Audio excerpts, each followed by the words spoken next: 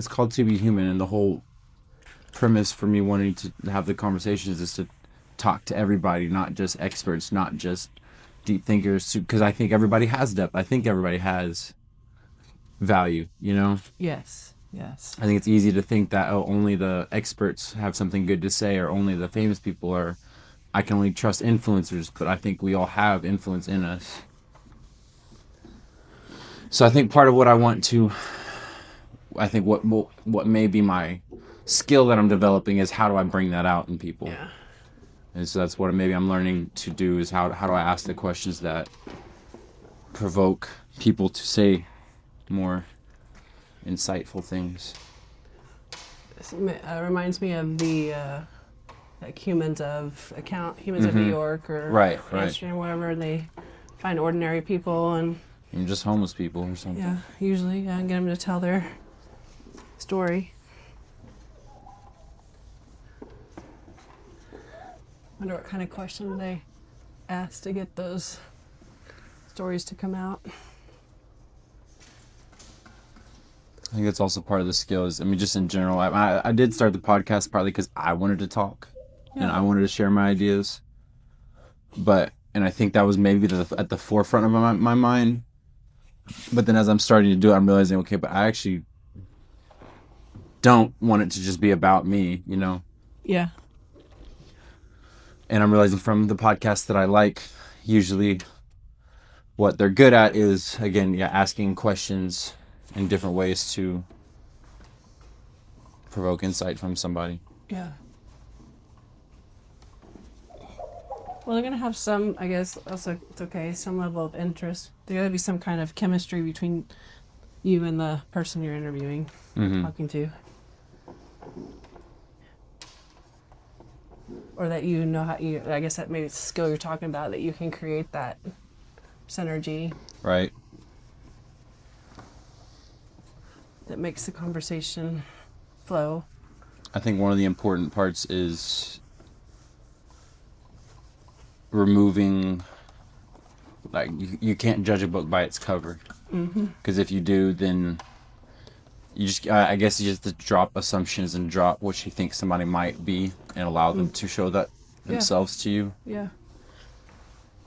Because maybe a lot of times people, too, they stay guarded. Maybe another reason why people don't get deep is because they're just showing you what they think you expect them to show you. Yeah. What they've gotten used to.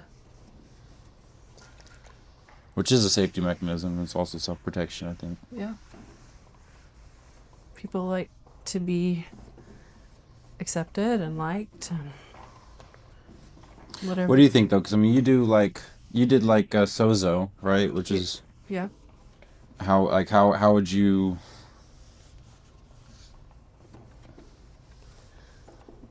What I guess what... Because Sozo is kind of like therapy, right? Yes, Sozo is a modality that helps people heal from inner wounds, I guess you could say. And how, like, what was your process like? Well, that specific one modality was, inviting people to ask God there's different layers to it, but, are there any lies I'm believing about myself was a normal question we would ask, because it's based on those things that we believe to be true about ourselves that actually aren't true, that are underneath the subconscious, unconscious mind running our show. Because that's a question that people don't normally ask themselves, right? Right. And like sometimes it'd be interesting because the key, and this, anybody can do this, what lie am I believing about myself? You don't have to believe in God to ask that question, because inevitably the question will come to you, the answer will come. And a lot of times the people, they'd be surprised. They're like, well, no, that's true about me. Well, like, are you sure? Like, what else could be true? Like what? Like, what's an example?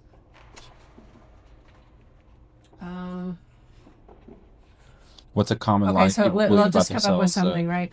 So what's a lie you believe about yourself? That I'm lazy. Okay. Okay. Well, is that true? I mean, God says that's not true. What else could be true? And I would say, if anybody says that they believe they're lazy, I think that's a lie. Hmm. Because no one is intrinsically lazy, but lazy is a protective mechanism that's protecting you from something. Right. So if you uncover that maybe you're not lazy, but you can really look at, well, maybe what it is you really feel ashamed. And what you feel ashamed about causes you to just not even like act like what we call lazy, because then if you're lazy, then people can just judge you for being lazy, but not for what you actually feel shame about. Right. Does that make sense? It's kind of like you can draw attention from deeper things, but like you can accept lazy, but you don't want to accept what the deeper implications of that might be. Right. So, procrastination would be another thing. So if somebody's procrastinating, like I realized this for myself, like I was procrastinating on completing this project, because if once I completed the project, it would mean I would have to pick up another project and keep going. And so I didn't want to finish the current project because I didn't really want to get to the next project, but I hadn't really ever stopped to think about, like, to let those things surface, to really uncover, why am I avoiding the project? Well, it goes back to, when am I going to get to rest if I always have projects to do? Right. So if I keep delaying on this one project, then, it's like the procrastination was the way to get rest, instead of just allowing myself to rest for no reason. Mm-hmm.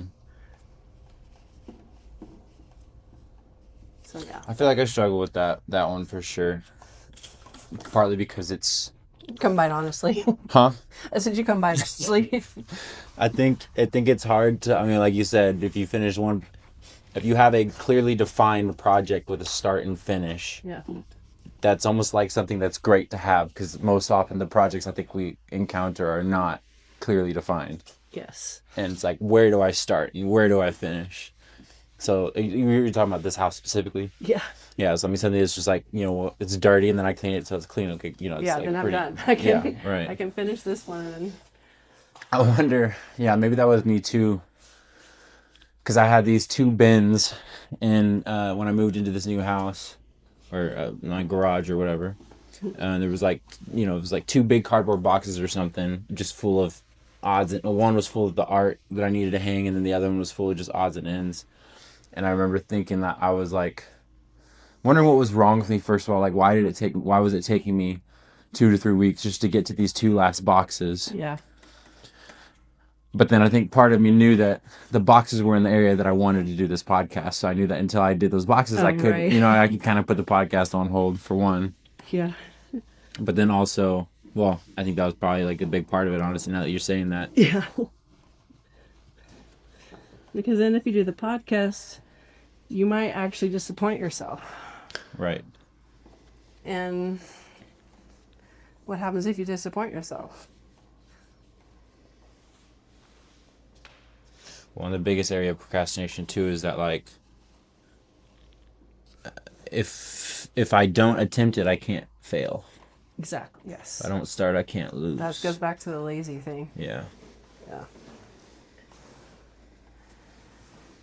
If I reject you before you can reject me. Mm-hmm. Yeah.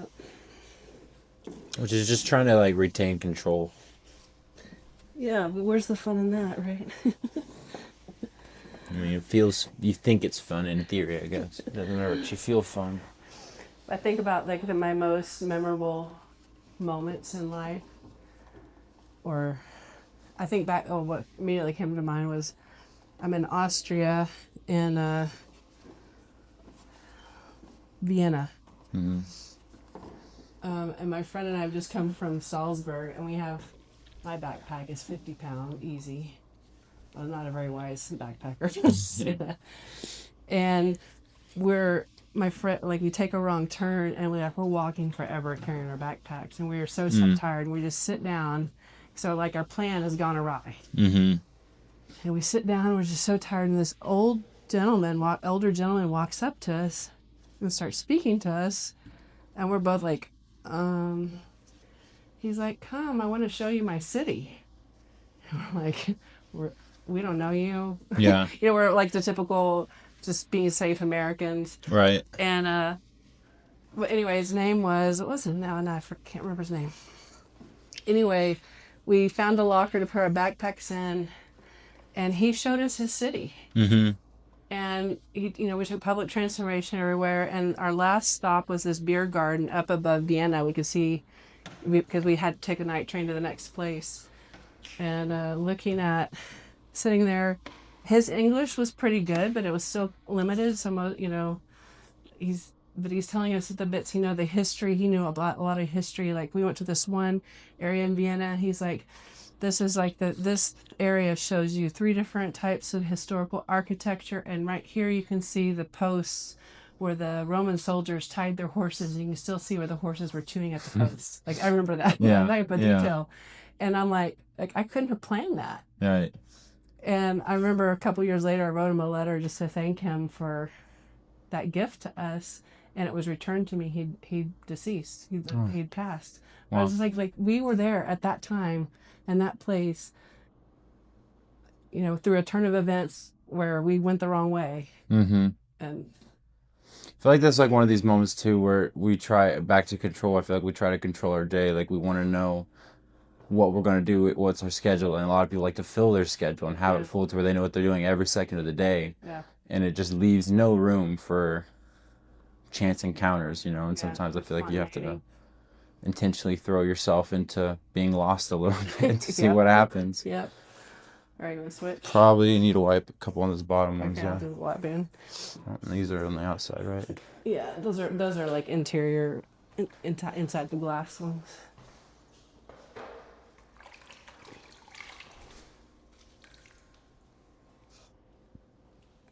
I think my butt's gonna be in them. I think both of us, though.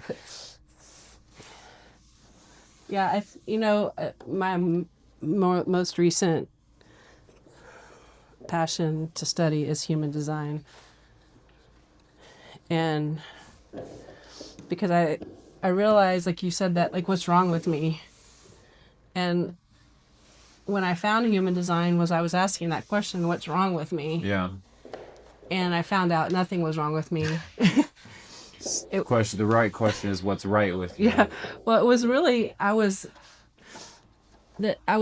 first of all, the reason I thought something was wrong with me was because I was comparing myself to someone else. Mm. And because how I was doing things didn't look like that, how I was doing or not doing things didn't look like this group of people, I thought there must be something wrong with me. Right. And come to find out, it wasn't anything wrong with me. In fact, I was really just in the timing of my unique design and how I operate. And one of the key components of human design is like operating from your strategy and authority, it's called. Mm-hmm. And every type has a specific strategy and authority. And so knowing that what those are for me has meant that like my head and my thoughts aren't a part of my strategy or authority. In fact, I don't think it's part of anybody's strategy and authority. Their head and their thoughts? Yeah. What do you think the head and the thoughts are then?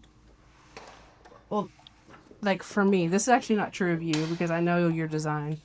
My design, I have an... You said this is not true of me, but it's true for you? Yeah. Uh-huh. Like my head center and ajna, it's called, are open, which means one of my greatest challenges in life is thinking the thoughts of others.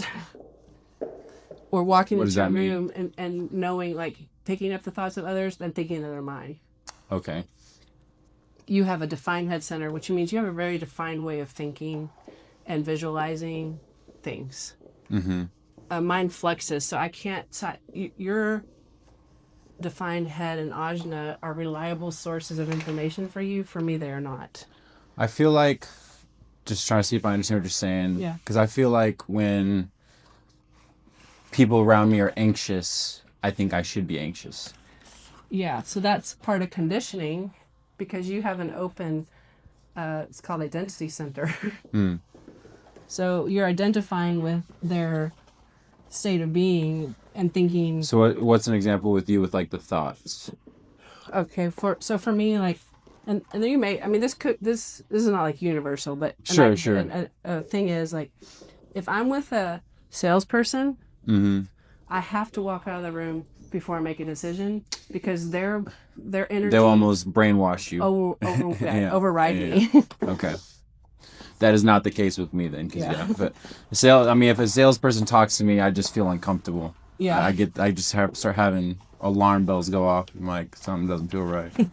Yeah. So it's like, Unless I agree. yeah. But for me, it's it's more challenging for me to hear my authority because my head center's open in those situations. So I know that my design is to never make a decision if somebody's selling me something, not ever make a decision with them in the room. Right. To always say, I have to have some time to think about this. It's interesting to me how, like, in the dentist, they put a $6,000 bill in front of me, and it seemed to anticipate I'm going to have a yes or no answer right then and there. Like, I had to sit there and, like, think about it. Then I was like, you know what? All right, put me on the schedule, and I'll just You're thinking I can let you know if I got to change something. Yeah, yeah. Well, and so, which is really accurate with your design, you actually have to take, you personally have to take 2 to 3 days to make significant decisions. Mm-hmm. To not ever make a on the spot decision like that you haven't given yourself time to process. In this particular case, I mean, it's something I've thought about for a year. You've been thinking about for a while. Yes. but even then, in the moment, I didn't want, you know what I mean? Like, but I still was having, it was a reassessment appointment where I was trying to, regroup a little bit. It's fresh water.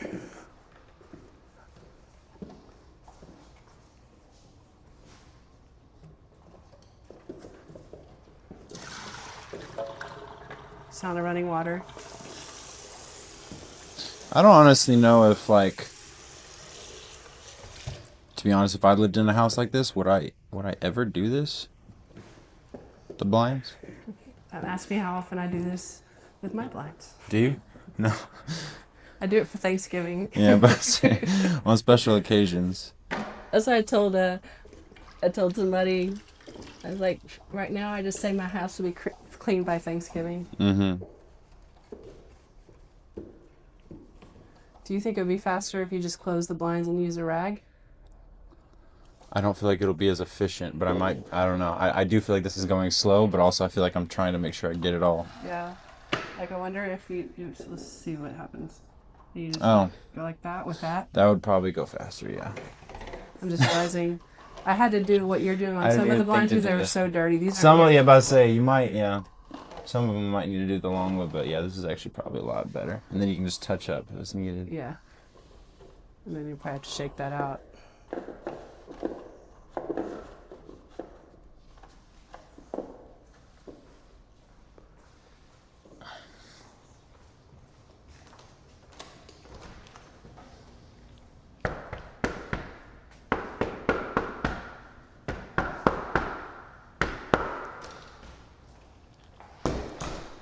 Yeah, I think if we change the question from what's wrong with me to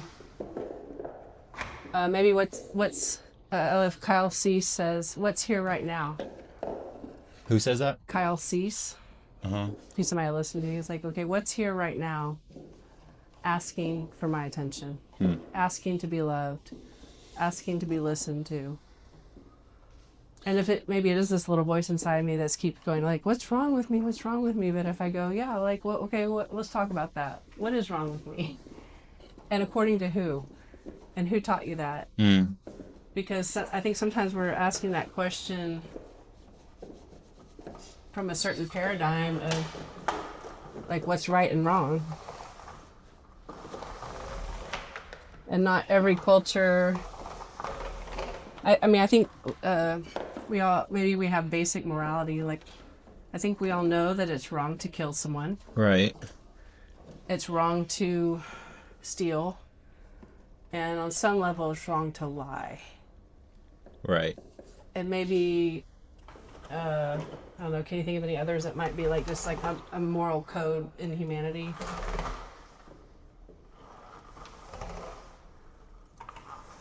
I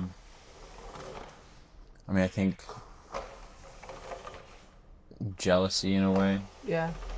It's funny. Something it just brought up a thought. Somebody had said that of the 7 deadly sins, jealousy is the only one that's not fun. You ever think about that? Like all the other ones are fun, but jealousy does not feel fun. No, that's true. We could like flip the blinds the other way and see if there's any. On the other side, I guess the bottom ones don't ever get exposed. Look how white those are. Too. It's like this a little bit. Just like that.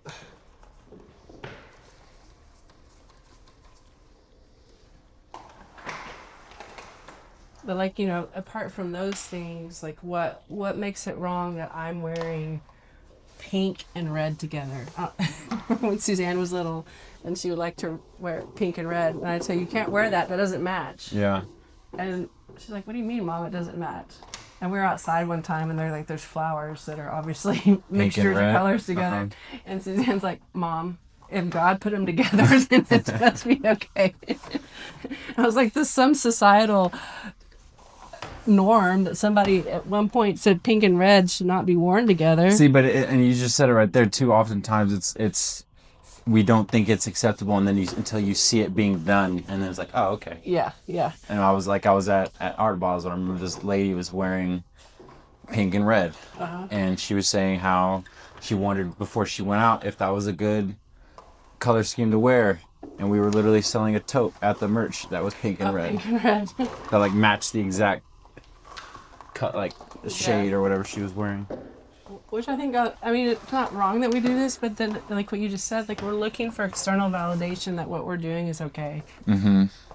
And I think what's being asked of humanity is to learn to first find that security within, and not be insecure and want something outside of us to give us the external. But we are tribal people.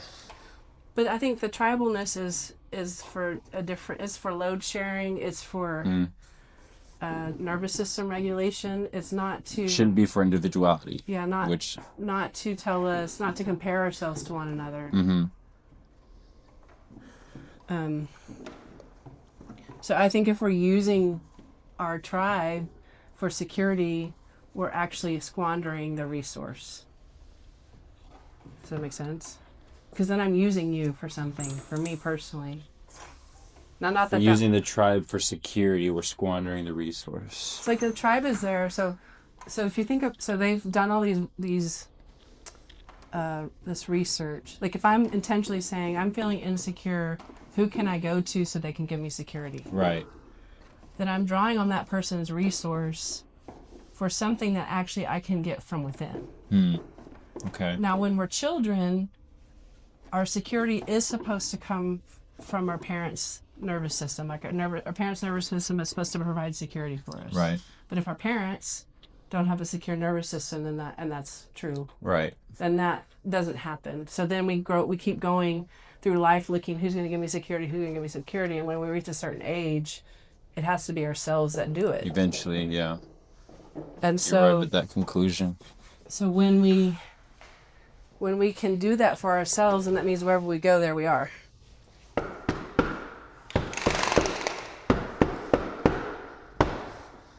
So if the unexpected happens and you lose your tribe, you will definitely go through a period of grief, but it doesn't incapacitate you completely. You don't lose your sense of who you are because that sense stays within us. I'm just talking out loud now. And where do you think that comes from within? Because the reason you seek it is because you're not finding it within. And I agree, it is within. But how do you find that? Because sometimes it doesn't feel like it's there. Yeah. I think it's sometimes maybe we're not hearing what we expect to hear. Maybe. Like the idea that someone is like for me to be secure means I have a certain amount of money in my bank account, or Right. I drive a certain car. I guess, you know, it's like, it's like getting through all those, someone's going to approve of me, like getting to like the very nitty gritty of, I'll just say it like this, like when I am most secure within myself is when I find I get the emotional love and support from other people. That is most satisfying. Does that make sense?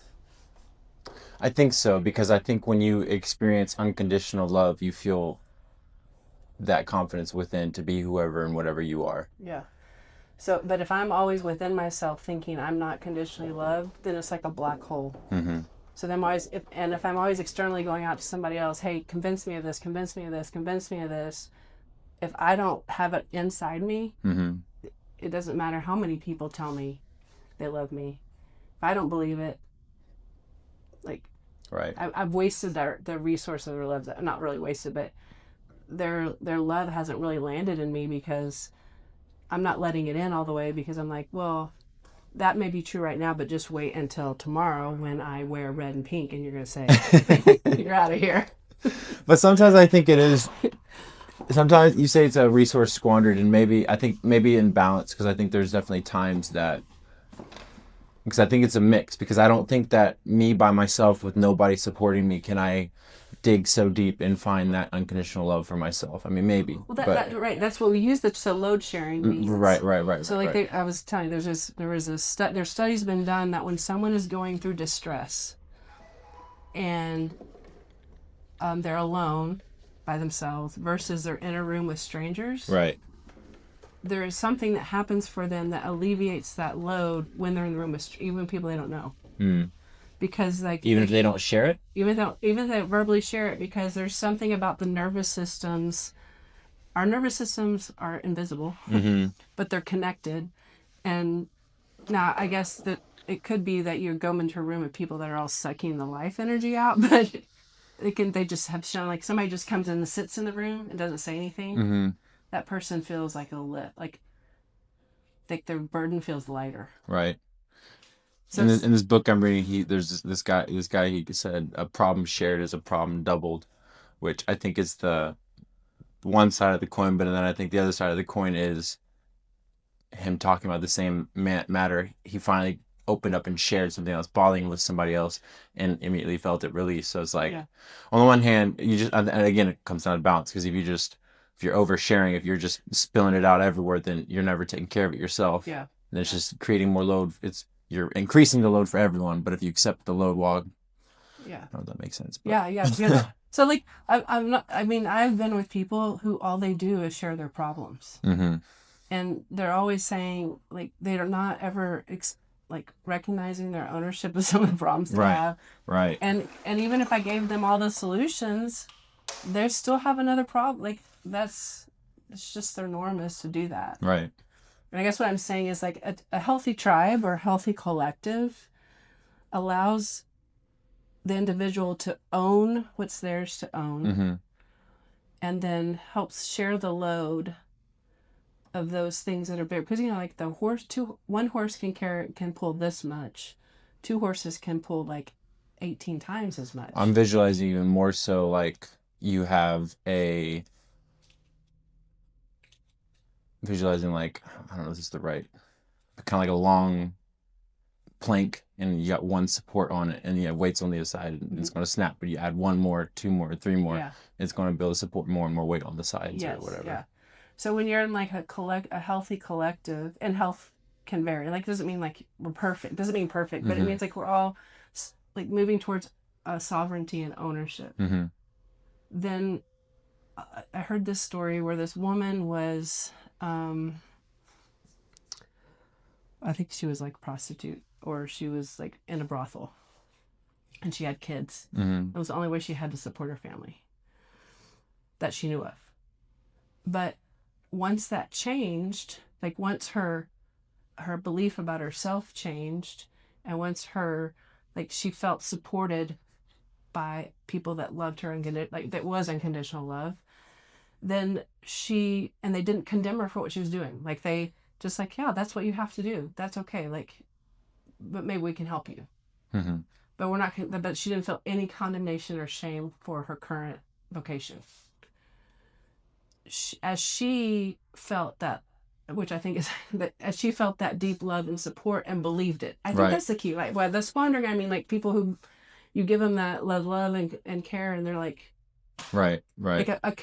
a tribe can't thrive if You can't everybody's force somebody doing to that. take it either. You No, can't no, force you somebody to can't force them. accept it or use it. But know? you also know like who's going to be able to be supportive members of a collective. Not that person will ever do it, but it goes back to my own personal ownership. Like, how am I handling that? Right. Um, and like this woman like on her own began making healthier choices for herself and her kids. Mm-hmm. No one had to tell her to do it. No one had to force her to do it. No one had like, it was like, I feel like that's me. I mean, honestly, I feel like that was me when I came to live with y'all again. yeah, And I felt like I wasn't feeling forced to change who I was or forced to do anything different. I was being presented an opportunity to change things, you know what I mean, and make different decisions, but I wasn't being forced to do them. And that's, I feel like, what finally kind of let me start building the momentum to make the decisions for myself. yeah. And I remember like one time during that season, you were hiding hiding in the back bedroom drinking. Mm-hmm. I was like, listen, if you're gonna drink, like just drink out here. Because I think and this is anything, like if we're hiding, we feel like we have to hide it. That's where shame lives. Right. But and this was like this woman's story, like, but when she realized there's no shame like shame only comes when we're hiding. Mm-hmm. We can be doing the same thing, but out in the open. And if there's love and acceptance there, then it's funny, the urge to drink kind of just goes away entirely. Like, Because the shame, I think that especially with substance, that's like the drinking, it becomes a self-perpetuating cycle because you feel like you got to be alone to drink so you're not judged, but then you drink because you're alone. Yeah. You drink because you feel the shame of the drinking. Yeah. And it's just kind of it's a spiral. Yeah. So I think what brings, I was at a conference this weekend, we were talking about the cover-up culture that's also like it's been happening across places like church. First, I mean, like in the religious circles, first you see the Catholic Church and the priests are now being, like, it's being seen that they've been covering up pedophilia. Mm-hmm. And so all the other people, yeah, well, it's not happening here, so we're good. And now it's like the evangelical world is like, right. But let's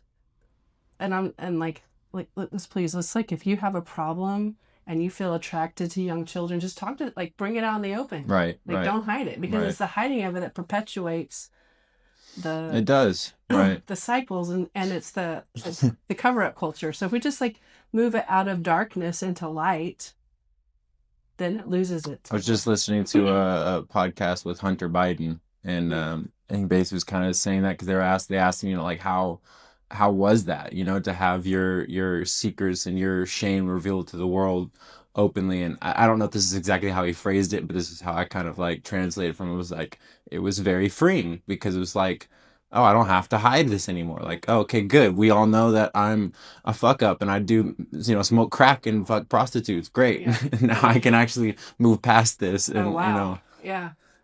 Versus, before nobody knew, it was, it was a heavier burden. Yeah. Because if you perceive that people in power have to be perfect, mm-hmm. and they have to live a perfect lifestyle and they can't have problems, and he's the son of a powerful political person, then yeah, like the pressure to hide that must have been enormous. Right. And then like the more you're hiding, the more you like feel shame, and the more you give up, and the more potentially. Yeah. Wow, that's interesting. I hadn't heard that about him. It was a really interesting interview. It was a less serious conversation. Yeah. It was him, Duncan Trussell, and I think Matthew McCusker is the other guy's name, and Chris Williamson was on his podcast. But it was interesting because I don't think I ever really looked too deep into that scandal, but I've certainly heard plenty about it. Yeah. And it was interesting hearing him.